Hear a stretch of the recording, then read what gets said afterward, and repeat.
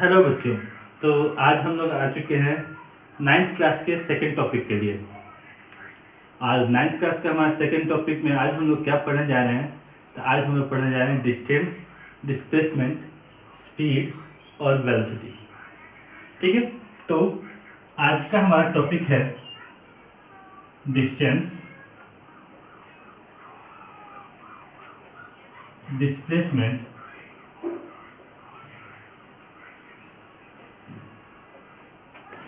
Speed and velocity. ये चार topic हम लोग आज क्लियर करने वाले हैं। डिस्टेंस, डिस्प्लेसमेंट, स्पीड और वेलोसिटी, ये चार टॉपिक को हम लोग को आज क्लियर करना है। ठीक है, तो देखते हैं सबसे पहले डिस्टेंस क्या होता है।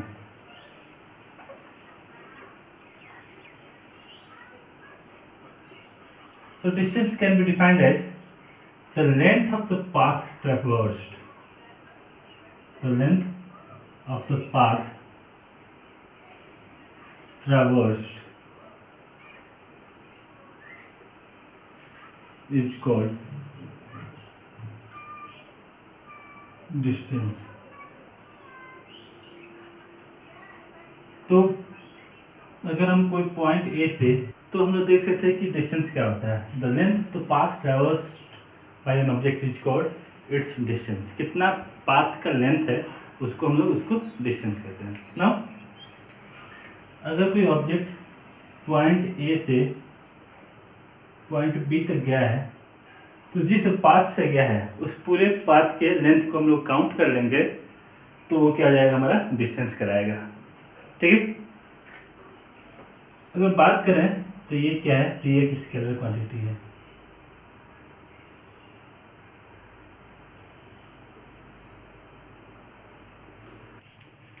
तो इसका असाइनमेंट क्या होता है, इसका असाइनमेंट होता है मीटर, और ये स्केलर क्वांटिटी है। स्केलर क्वांटिटी क्यों है, क्योंकि जब हम ए से बी तक जा रहे हैं तो हमको कोई पर्टिकुलर डायरेक्शन नहीं है। कभी इधर जा रहे हैं, कभी इधर जा रहे हैं, कभी इधर जा रहे हैं, तो डिफरेंट डिफरेंट डायरेक्शन में जा रहे हैं। क्योंकि डायरेक्शन हमारा फिक्स नहीं है, इसलिए हम इसको क्या कहते हैं, तो इसको हम इसको स्केलर क्वांटिटी कहते हैं। ठीक है, now let's go for the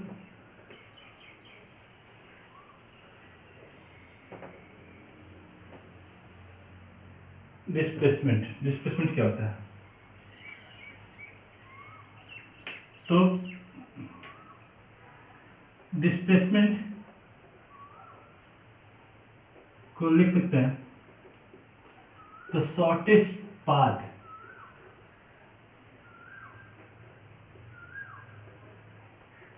between two given point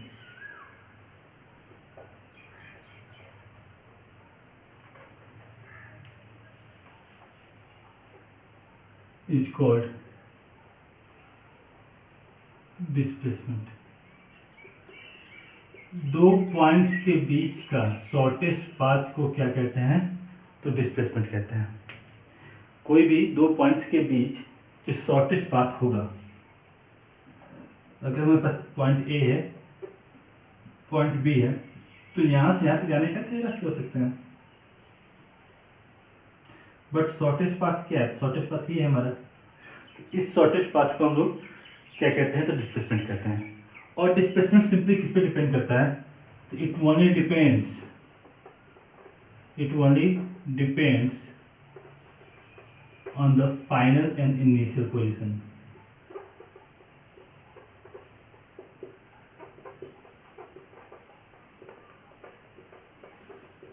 and not on the route taken or path taken.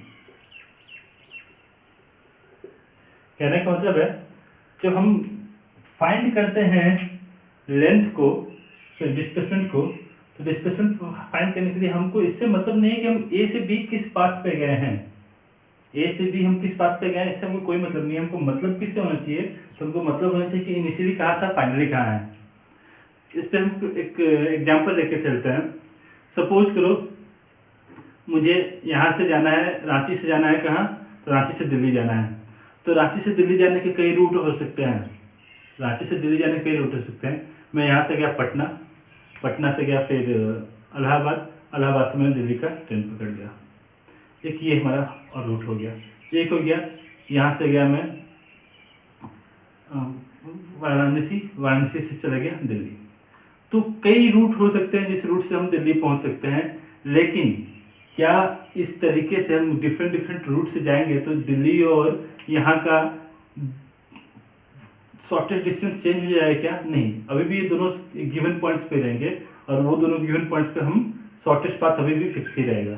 तो डिस्प्लेसमेंट हम शॉर्टेस्ट पाथ को बोलते हैं, वो फाइनल और इनिशियल पोजीशन पे डिपेंड करता है, ना कि वो डिपेंड करता है किस पाथ से हम गए हैं। तो हम किसी भी पाथ पे चले जाएं, भले डिस्टेंस चेंज हो जाए हमारा, लेकिन डिस्प्लेसमेंट हमेशा सेम रहेगा। ठीक है, नाउ बात करें इसके बारे में, तो ये क्या है? तो ये एक वेक्टर क्वांटिटी है, ये वेक्टर है और इसका एसआई यूनिट क्या है? इसका एसआई यूनिट भी मीटर ही है। ठीक है, so displacement is vector. How it is vector? क्योंकि जब हम वेक्टर की बात करते हैं तो हम ए पॉइंट से बी पॉइंट तक जा रहे हैं, we are moving from point A to point B, and while moving from point A to point B, while moving from point A to point B, it is clear that we are moving in a certain direction। हम इस particular direction में move कर रहे हैं और कोई हमको direction नहीं मिल रहा है, क्योंकि हमारा डायरेक्शन फिक्स है, हम एक ही डायरेक्शन में मूव कर रहे हैं। इसलिए जब हम पॉइंट ए से पॉइंट बी की तरफ मूव करेंगे तो एक फिक्स डायरेक्शन होगा, और फिक्स डायरेक्शन होगा इसलिए क्या कहेंगे कि ये हमारा डिस्प्लेसमेंट क्या हो गया? हमारा वेक्टर क्वांटिटी हो गया। तो जब हम डिस्प्लेसमेंट की बात करेंगे वो वेक्टर कहलाएगा, डिस्टेंस की बात करेंगे वो स्केलर कहलाएगा। क्यों डिस्टेंस स्केलर है? क्योंकि डिस्टेंस का कोई पर्टिकुलर डायरेक्शन नहीं है, लेकिन डिस्प्लेसमेंट का एक पर्टिकुलर डायरेक्शन है, इसलिए डिस्प्लेसमेंट को क्या करेंगे? ये वेक्टर है। ठीक ना? अगर कुछ नोट करने की चीज़ है हम देख सकते हैं डिस्टेंस और डिस्प्लेसमेंट में, तो नोट करने की चीज़ है इसमें कि डिस्टेंस जो होता है can never be negative. Distance कभी भी नेगेटिव नहीं हो सकता है, डिस्टेंस हमेशा पॉजिटिव वैल्यू होगा। ठीक है, दूसरा distance will be always greater than equal to displacement.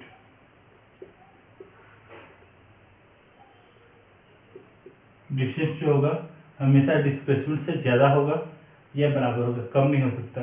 Distance will be always equal to और greater than displacement. Third point,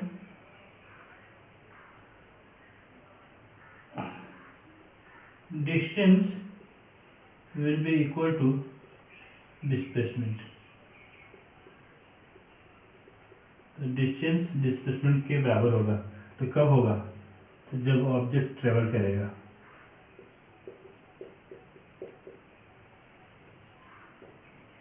कहाँ? तो इन स्ट्रेट पाथ।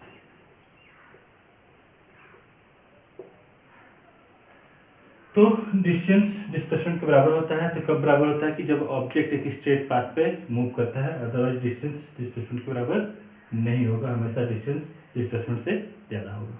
ठीक है, now let's go to solve a simple question based on distance and displacement. ठीक है,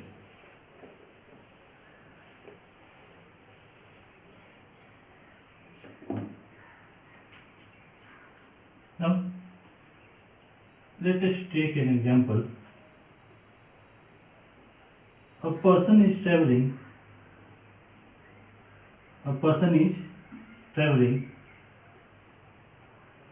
in a circular path of a radius 5 meter. If it travels from point A to point B, we need to find the distance and displacement respectively from point A to point B.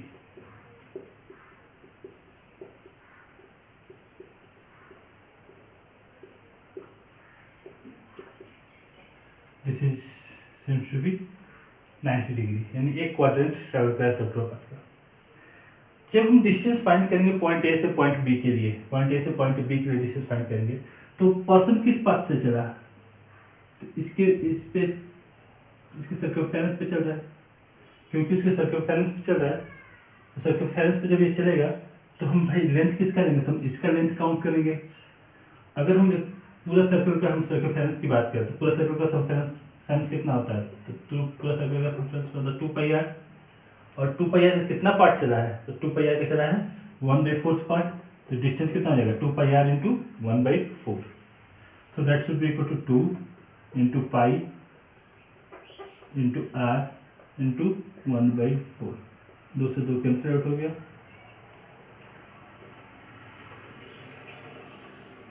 ये हमारा हो गया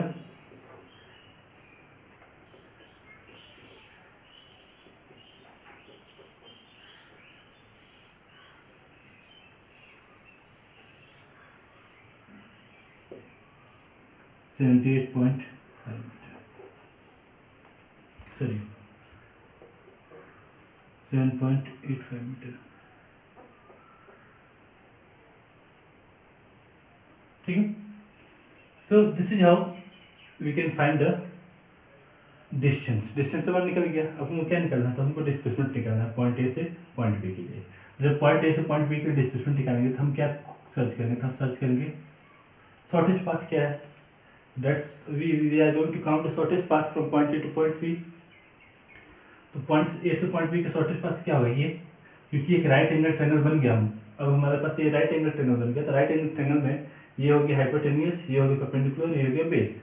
हमको क्या find करना था, hypotenuse find करना है, तो displacement A B should be equal to, और A B square should be equal to, अगर हम इसको ओ डाल देते हैं तो O B square plus O A square. O B की वैल्यू कितना है, ओ बी की वैल्यू होगा 5, तो ये हो जाएगा 5 का स्क्वायर, ओ ए का वैल्यू 5 इन 5 का square and root under 50, root under 50 and root under 50 को क्या लिखेंगे, तो 50 यानी हो जाएगा 5√2, इसको हम फाइंड कर सकते हैं, ये हमारा 5√2 मीटर आ जाएगा। और √2 का वैल्यू क्या होता है, रूट का 2 का वैल्यू था 1.41, तो ये हमारा आ गया 5 7.05 मीटर। सो क्या देख पा रहे हैं, पिछले केस में हमने जो वैल्यू फाइंड किया डिस्टेंस का, वो वैल्यू आया 7.85 मीटर, और डिस्प्लेसमेंट का जब वैल्यू फाइंड किया तो डिस्प्लेसमेंट का वैल्यू हमारा आ गया, डिस्प्लेसमेंट का वैल्यू आ गया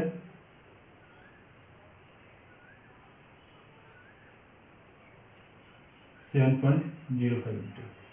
सो वी कैन सी दैट, इस रिजल्ट से भी देख पा रहे हैं कि हमारा जो डिस्टेंस है जो कि 7.85 मीटर है, और डिस्प्लेसमेंट है वो जो कि 7.05 मीटर है, तो displacement is greater than the distance. This is how we can find the value. Now क्या होता है अगर ऑब्जेक्ट ए से बी होते हुए वापस सी आ जाता, जो कि जस्ट इसके डायमेट्रिकली अपोजिट एंड पे जा रहा है। अगर इस केस में हमको डिस्टेंस और डिस्प्लेसमेंट फाइंड करना हो, ए से बी और बी से, तो डिस्टेंस क्या होता है, डिस्टेंस जस्ट सिंपली दुगना हो जाएगा, यहाँ से यहाँ आ गया और दुगना हो गया, यानी कितना आ जाएगा 2 इंटू 7.85 मीटर,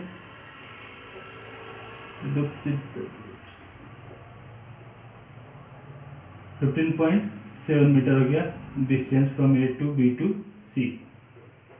बट जब हम डिस्प्लेसमेंट की बात करेंगे तो डिस्प्लेसमेंट सीधे दुगना बोल देने से काम नहीं चलेगा, क्योंकि डिस्प्लेसमेंट में डायरेक्शन भी है, तो डायरेक्शन भी है तो क्या हो गया, अब डिस्प्लेसमेंट यहाँ से यहाँ आ गया, यहाँ से आ गया तो ये पाथ काउंट करेंगे, इस पाथ का शॉर्टेस्ट पाथ क्या होगा, तो 5 मीटर, ये 5 मीटर, ये तो डायमीटर हो गया, तो डायमीटर यानी 5 मीटर प्लस 5 मीटर यानी कितना हो गया 10 मीटर,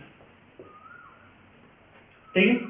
सो ये हो गया हमारा डिस्प्लेसमेंट और ये हो गया हमारा distance. This is how we can find the distance and displacement, fine. Now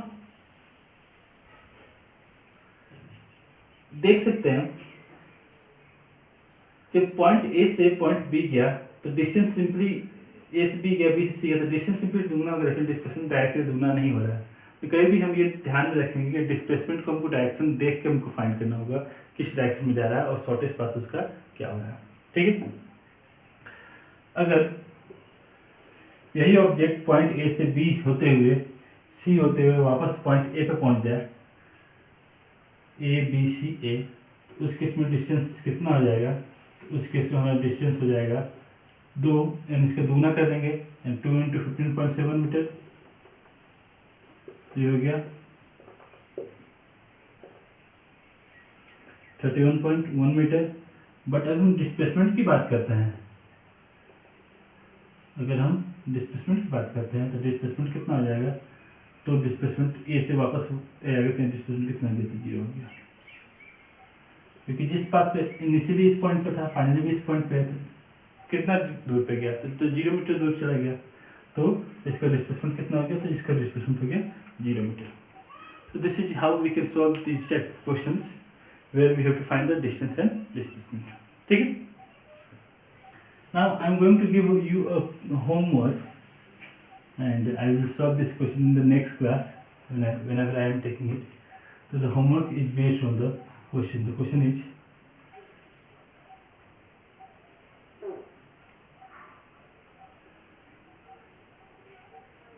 a person is traveling like this. He started his journey from point A, came to point B and taken a sharp turn of 90 degree and reached point C, and again taken a sharp turn of 90 degree and reached point D. ठीक है, the distance from A to B is 6 meter, B to C is 4 meter and C to D is 8 meter. We have to find the distance traveled from A to D or displacement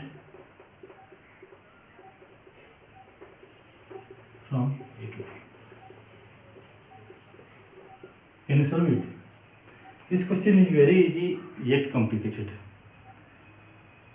दिमाग में अगर चल गया कि कैसे solve करना है तब तो इजीली बन जाएगा, अदरवाइज सॉल्व करते रह जाएगा, नहीं बनेगा।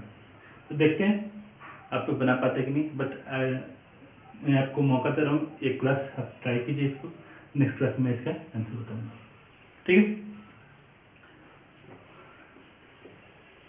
Now let's move to the next topic. Our next topic is speed. Our next topic is speed. How we can find the speed? What is speed basically? So speed can be defined as the time rate of change of distance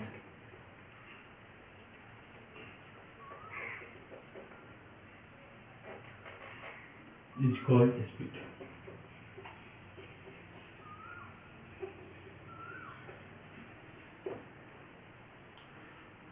speed क्या है? तो speed basically है कितने rate से distance change हो रहा है। Distance जितना जल्दी जल्दी चेंज होगा उस ऑब्जेक्ट का स्पीड उतना ज़्यादा है। तो simply we can write that speed equal to distance travelled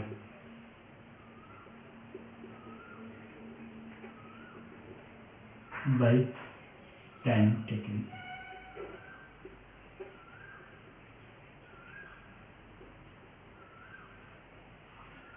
Speed equal to distance traveled to the time taken, that is the formula for speed. Speed को डिनोट करने के लिए एक सिंबल होता है v, डिस्टेंस को डिनोट करने के लिए एक सिंबल होता है s, और टाइम को डिनोट करने के लिए सिंबल होता है t। ठीक है, यहाँ पे v क्या हो गया? स्पीड, s हो गया डिस्टेंस, और t हो गया टाइम। अब अगर हम SI यूनिट की बात करें तो डिस्टेंस का SI यूनिट क्या होता है? Metre.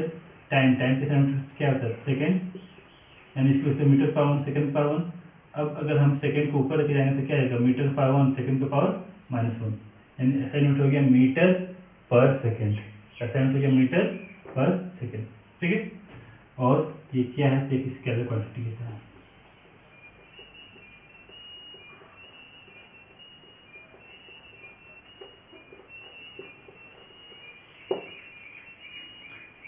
Speed is a simply a scalar quantity not a vector quantity, क्योंकि डिस्टेंस खुद स्केलर है, डिस्टेंस के रेट को मेजर कर रहे हैं तो वो क्या होगा, स्केलर ही हमको होने वाला है। That is all about speed. Speed क्या होता है ये माना हो गया।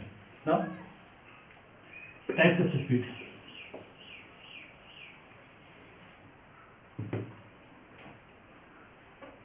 Types of speed.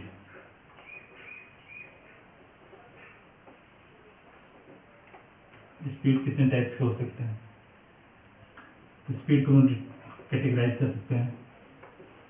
Instantaneous speed,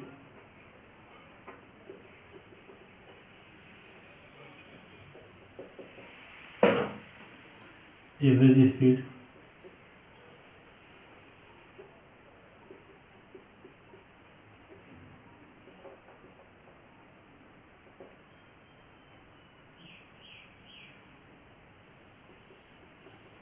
constant speed,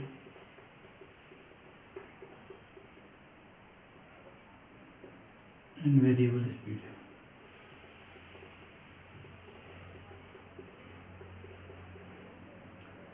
so this is all about the speed. कितने टाइप की स्पीड हो सकते हैं, तो स्पीड में हम देख पा रहे हैं कि स्पीड को हम 4 कैटेगरी में डिवाइड किए हैं। एक instantaneous speed, average speed, constant speed और वेरिएबल स्पीड। ये हम लोग 4 चीज़ को हम लोग अलग बारी बारी से हम लोग को डिस्क्राइब करना है। ठीक है। नाउ जो चीज़ हम लोग स्पीड में देख रहे हैं सेम चीज़ किसमें भी होगा, तो सेम चीज़ हमारा वेलोसिटी के लिए भी आएगा। वेलोसिटी के लिए हम सेम टर्म्स यूज कर सकते हैं। ठीक है। So let us see how we can find the yes. So बारी बारी से हम लोग सभी टर्म्स को डिफाइन करेंगे। पहला टर्म है instantaneous speed. So the speed of an object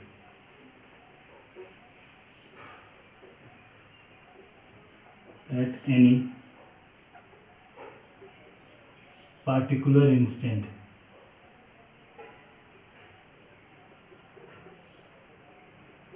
is called instantaneous speed.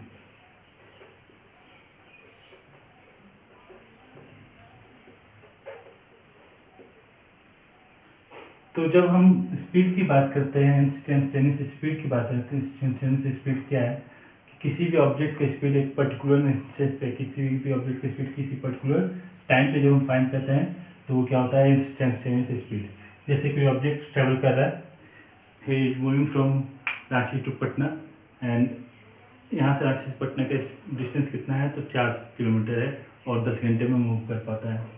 तो अगर हम देख रहे हैं उसके स्पीड क्या हुआ, तो अगर हम उसकी स्पीड की बात करते तो हम बोलेंगे कि 40 की स्पीड से गया है क्योंकि उसको 10 घंटे लगे। बट क्या उसकी स्पीड हमेशा 40 किलोमीटर ही रहा होगा, तो नहीं। अगर हम उसकी स्पीड को किसी एक पर्टिकुलर इंस्टेंट पे निकालते हैं, सपोज कुछ 10 बजे चला, हम 12 बजे पता कि उसकी स्पीड क्या है, तो 12 बजे पता चला उसकी स्पीड है 70 किलोमीटर पर आवर। तो अगर 70 किलोमीटर पर आवर उसका स्पीड है तो हम कह सकते हैं कि उसका स्पीड 12 बजे यानी 12 बजे के इंस्टेंट पे उसका स्पीड कितना हुआ, तो 70 kilometre per hour. That is all about instantaneous speed. जब हम इंस्टेंटेनियस स्पीड फाइंड करते हैं तो हम किसी पर्टिकुलर इंस्टेंट का स्पीड फाइंड करते हैं और वो हमेशा पर्टिकुलर टाइम पे निकालते हैं। ठीक है। So instantaneous speed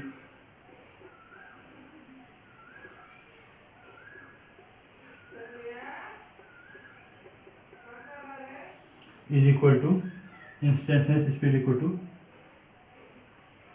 distance traveled by time taken, distance traveled by time taken, जहाँ पे और इसको लिख सकते हैं इंस्टेंटेनियस स्पीड भी इंस्टेंटेनियस की स्पीड बात करते हैं, that is equal to distance travelled. इस डिस्टेंस ट्रेवल को हम लेते हैं delta S by delta T, change in distance upon change in time, और जहाँ पे लिमिट टी टेंड्स टू 0। ये एक फॉर्मूला है, बहुत ज़्यादा ध्यान देने की जरूरत नहीं है क्या है लिमिट की भी हमको बात नहीं करनी है, बट बेसिकली हम हाउ के वी कैन राइट इट। जब टाइम इंटरवल एकदम कम रहता है, बहुत स्मॉल टाइम पे जब हम किसी पर्टिकुलर इंस्टेंट की बात करते हैं उसके स्पीड, तो हमको एक पर्टिकुलर टाइम इंटरवल पे उसके स्पीड देख रहे होते हैं, जो कि काफ़ी स्मॉल टाइम इंटरवल होता है, तो वो टाइम इंटरवल पर उसकी स्पीड को इसलिए हम लोग टी क्या किए 0 की तरफ, मतलब एकदम शॉर्ट इंटरवल ऑफ टाइम पे अगर हम उसकी स्पीड देखें तो क्या था, तो वो 70 किलोमीटर पर आवर था, तो वो उसका इंस्टेंटेनियस स्पीड हो गया। तो इंस्टेंटेनियस स्पीड लगातार चेंज होते रहेगा, लेकिन एवरेज स्पीड फिक्स होगा। ठीक। Now the second term average speed.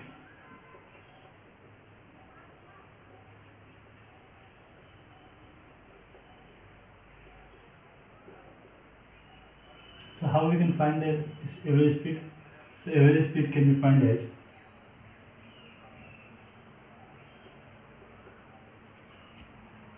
average speed is defined as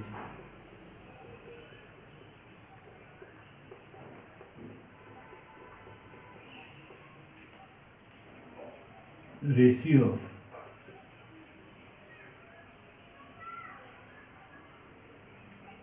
of total distance traveled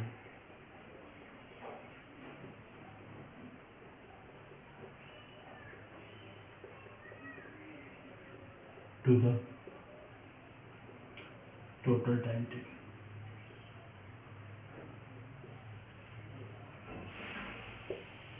तो एवरेज स्पीड को कैसे डिफाइन कर रहे हैं? तो ये रेशियो है, किसका रेशियो? तो टोटल डिस्टेंस कितना ट्रेवल कर रहा है और टोटल टाइम कितना लगा उसका रेशियो। ठीक है। So the average speed comes out to be total distance by total time.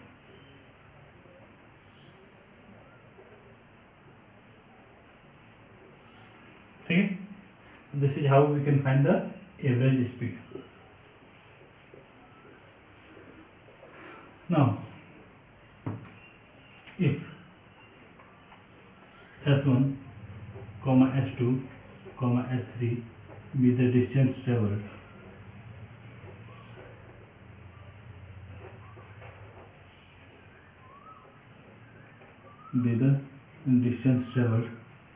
in time t1 comma t2 comma t3 respectively,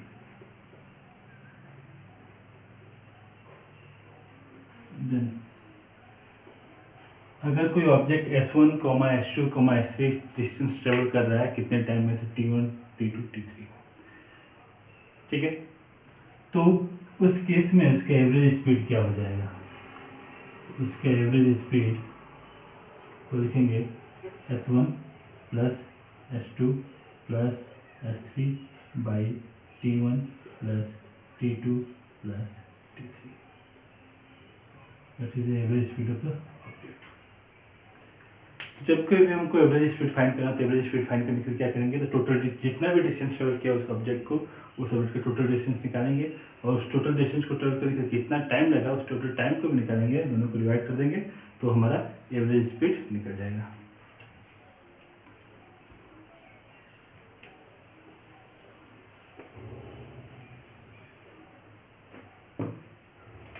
third point was constant speed.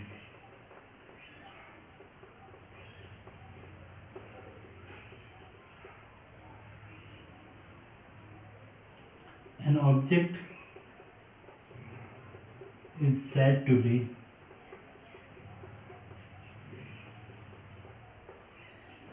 traveling with a constant speed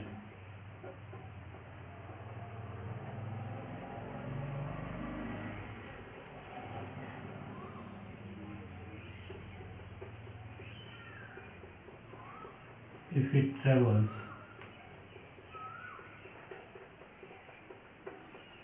equal distance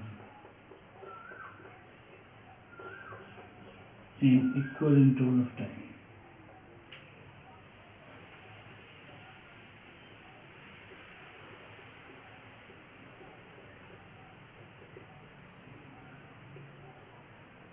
So let us consider a person is traveling from point A to point B. A से B की तरफ travel कर रहा है और initially उसने कितना travel किया, तो इनिशियली उसने ट्रेवल किया पॉइंट ए से पॉइंट बी के लिए और उसका पोजीशन क्या है, तो उसका पोजीशन कुछ इस टाइप से दिख रहा है। ठीक है। तो क्या है, 8 बजे से उसने ट्रेवल स्टार्ट किया, 8:05 पे, 8:10 पे, 8:15 पे, 8:20 पे, 8:25 पे, 8:30 पे और 8:35 पे इसका पोजीशन हम लोग ले लेते हैं। तो 8 से 8:05 पे उसने डिस्टेंस ट्रेवल किया, 1 kilometre, 1 kilometre, 1 kilometre, 1 kilometre, 1 kilometre, 1 kilometre, 1 kilometre, या उसका पोजीशन को हम लिख सकते हैं 1 किलोमीटर, 2 किलोमीटर, 3, 4, 5, 6, ये ऊपर में किलोमीटर है। तो जब ये डिस्टेंस ट्रेवल करना शुरू किया तो हर 5 मिनट में कितना डिस्टेंस ट्रेवल कर रहा था, हर 5 मिनट में डिस्टेंस ट्रेवल कर रहा है 1 किलोमीटर का। क्योंकि ये ऑब्जेक्ट हर 5 मिनट में 1 किलोमीटर का डिस्टेंस ट्रेवल कर रहा है, तो हम कह सकते हैं कि ऑब्जेक्ट कितना स्पीड से ट्रेवल कर रहा है। तो ये हम किस स्पीड से ट्रेवल कर रहा है, तो हम कह सकते हैं कि ये कॉन्स्टेंट स्पीड से ट्रेवल कर रहा है। क्योंकि जब ये कॉन्स्टेंट स्पीड से ट्रेवल करेगा तो फिक्स इंटरवल ऑफ टाइम पे फिक्स डिस्टेंस ट्रेवल करेगा। So that is all about the constant speed. Generally constant speed train जब अपने पीक स्पीड पे पहुंच जाते हैं तो कॉन्स्टेंट स्पीड पे ट्रेवल करना शुरू कर देते हैं, या प्लेन्स अपने पीक स्पीड पे होते हैं तो कॉन्स्टेंट स्पीड से ट्रेवल करते हैं। ठीक है, लेकिन vehicles like buses, cars, bikes ये कॉन्स्टेंट स्पीड पर जनरली ट्रेवल नहीं कर सकते, क्योंकि कभी स्पीड ब्रेकर आ गया, कभी गाड़ियाँ आगे आ गया, कभी मोड़ आ गया, तो टाइम पे उनका स्पीड चेंज होता रहता है, तो कॉन्स्टेंट स्पीड से जनरली ट्रेवल नहीं कर पाते हैं।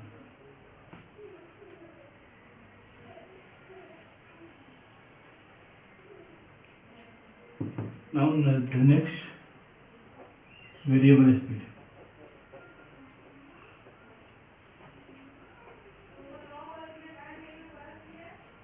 Variable speed कैसे फाइंड कर सकते हैं? An object is said to be travel. An object is said to be traveling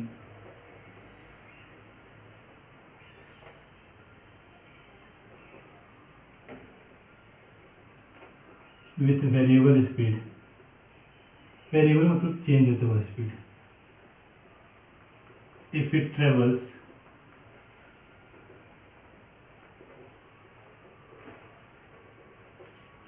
unequal distance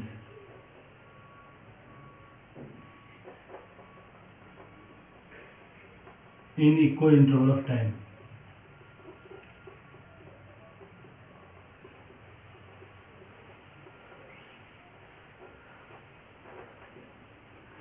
कह सकते हैं कि एक ऑब्जेक्ट